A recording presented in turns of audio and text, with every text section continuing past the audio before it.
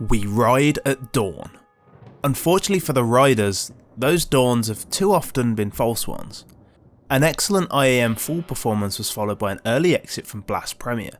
Qualification to the major in Stockholm didn't get much further, and they won't be in Antwerp either. This time though, things feel different.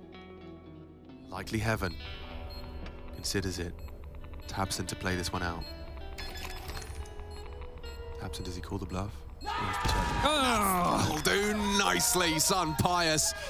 Spain's Fighting Dragonites have swept through Group C with a couple of scratches, but no mortal wounds. They became only the 4th team to go 5-0 in the new EPL format, with Heroic, Gambit and OG having done it in the past couple of years, so the Riders trampled the whole group. So is this really Quicksilver, or are the Riders here to dominate? The easy answer would be to say that this is lightning in a bottle and it won't repeat. While Movistar are a good team, they lack some intricacies. They show up as one of the weakest teams with utility at the event, for example, with only Mouse and Godsent being weaker for utility damage, and the Dragonites tying Furia for the lowest flash assist rate. That doesn't mean a whole lot, but it also doesn't mean nothing. Usually when a team needs to overperform, they have great team play and utility to cover their firepower deficit.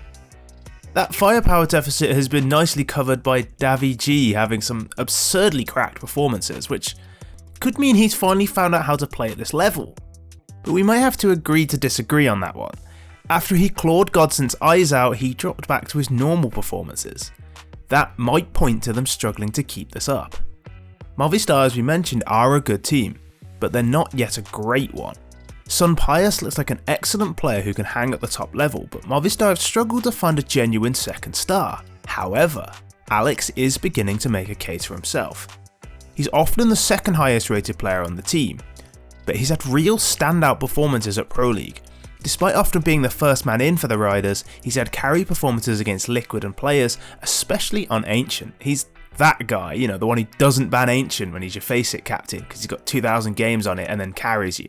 It's important we mention that he's the first one in, because Movistar's opening kill rate has been excellent. Only Liquid, G2 and Furia are better in the opening duels. Alex is the weakest on his team at winning those duels, but he's nowhere near the bottom 10 at the event, and that is a huge factor. The IGL going in first and winning nearly 50% of his duels gives the team a huge advantage. Imagine if Carrigan, for example, was winning even more duels. He'd maybe have won a Alright. That was harsh, he's catching strays. At the other end of the spectrum is Son Pius, who is winning most of his opening duels, but he's AWPing and that's basically cheating. You might be thinking that while that's impressive, against the top teams that won't last, but while that might be true, Liquid have been the best team at the event at producing these picks, and Movistar have already beaten them once. There's not loads that stands out looking at Movistar, especially statistically, but the same can be said about FaZe Clan, and you wouldn't rule them out just yet.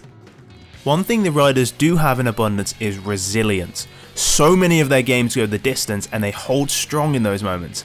And they also have one of the best 4v5 win percentages too. You just can't put the Riders away. They win a whole lot of opening duels, and even when they don't, they're really strong. Will Spain's favourite fivesome continue their fairy tale? Will reality slap them in the face and drag them back down to earth? Only time and the wizards in the YouTube comments will tell.